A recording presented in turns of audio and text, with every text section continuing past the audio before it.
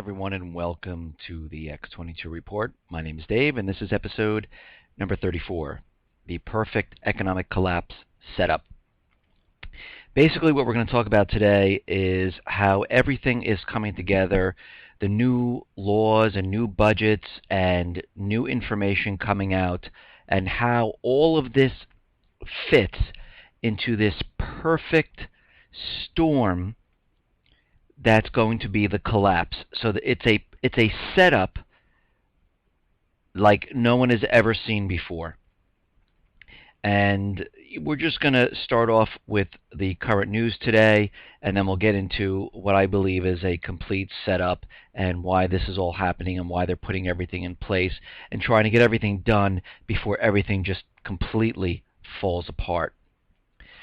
Before we get started, I just want to thank those people on The People. Everyone is bringing fantastic information. I mean, more people are signing up. This is absolutely fantastic. If you haven't seen Survival Artist's art yet, go right on there. His artwork is fantastic. I put more FAQs, more questions and answers. People have been emailing me about how to embed a video, and if I sign up, will anyone know my identity? No one knows anything about anything unless you want them to. So everything is kept completely confidential. I never give it out. Actually, I don't even care, one way or another. So use a code name or whatever, and you can set your privacy settings and not show anything. But all that's on there.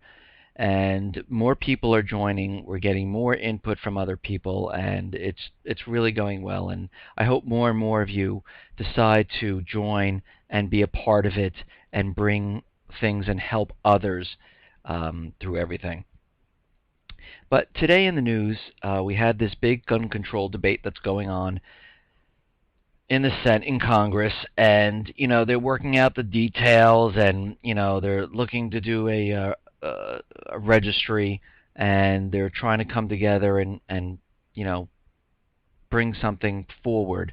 But what that thing is, I'm not really sure yet, because out of all the stories and everything that's going on, I do believe that Obama, the central banks, they still are going to push and push to get the guns away from the people and to know who has what, so they can go ahead and take the guns when they're good and ready.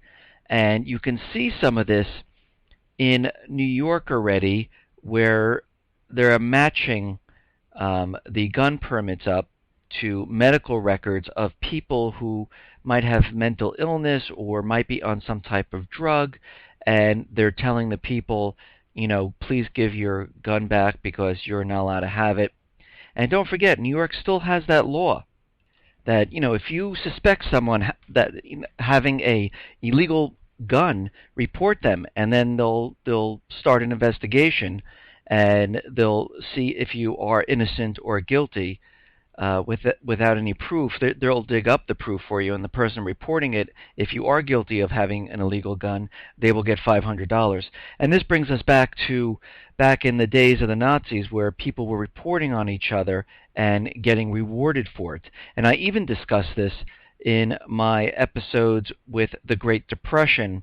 I even had a little part where it said Obama was giving clothes, food to people who saw people talking in groups, talking about rebelling against the government and things like that. So you can see this is starting already, and this is not a good sign. And even people in the states where we have the strict gun laws or the new gun laws, like Colorado, a sheriff is actually suing because he's saying the new gun laws are unconstitutional. Finally, someone is coming out and is looking at this and saying, no, you can't do any of these laws. These laws are completely unconstitutional. And if you read the Second Amendment, and I'm going to repeat myself again, the word bear is to carry. Arms is weapons, ammunition, armaments. Armament means military-grade weapons. Infringe means you cannot limit, you cannot undermine, or you cannot encroach on. Every single law that comes out that has to do with guns is infringing. Let's put this to common sense. Telling you how many bullets in a magazine, is that limiting? Of course it is. Telling that you have to go and get a background check or fingerprinted or photographed, is that limiting, encroaching on, or undermining? Yes. This is why our forefathers constructed this sentence in this way. It's simple, it's easy, and it covers all bases. Now, of course, you can ignore it like everyone is, but where are all these constitutional lawyers? I mean, this is not brain surgery here. They put this together and made it really easy so we couldn't F it up. And we need more people like this sheriff coming out and saying, these laws are completely unconstitutional. They are completely against the Second Amendment, and these laws are null and void and do not represent anything.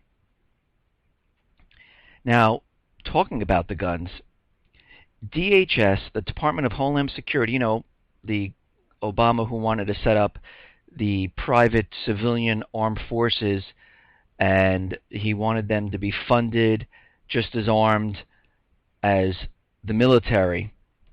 They are right now creating, they have a contract with this company who is creating drones that can detect if you have a gun or not. Now, I placed on my website a video so you can see and what they're talking about. But you know, why in the world would you need a hovering drone detecting who has what? Because when you're in think about, let's think about this for a second. If you are in a crowd and the drone is flying above and they pinpoint this person has a gun, this person's concealed, this person has a gun, I mean, think how much easier it will be for the DHS forces to go directly to those people. Or what happens if the drone is flying over your home? This house has a gun. That house has a gun. This house has a gun. Let's just think about this for a second. Why in the world do they need this? Again, I said this in my previous episode. When have we seen terrorist armies invade the United States? Terrorists usually do one-off type of things. They blow up something. It could be a car bomb.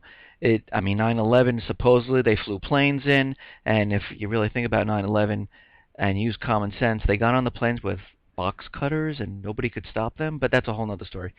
But usually terrorists, and we've seen this throughout history, they do one-off things. They're not marching into the United States with hundreds of thousands of soldiers. So what does the DHS need this for?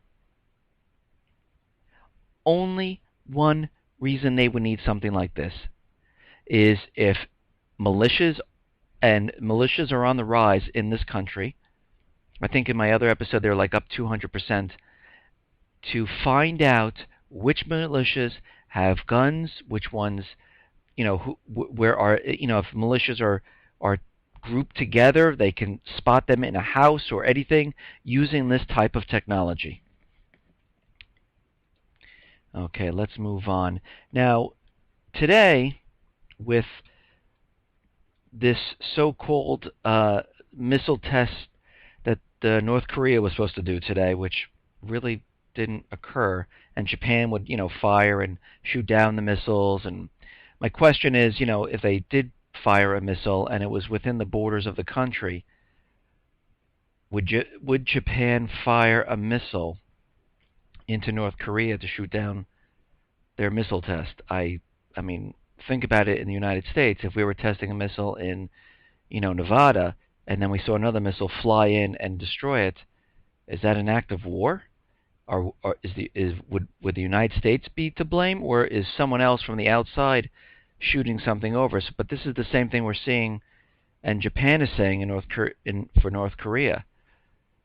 But I mean, the propaganda with North Korea and the war is continually ongoing, and they're just continually they haven't stopped with it.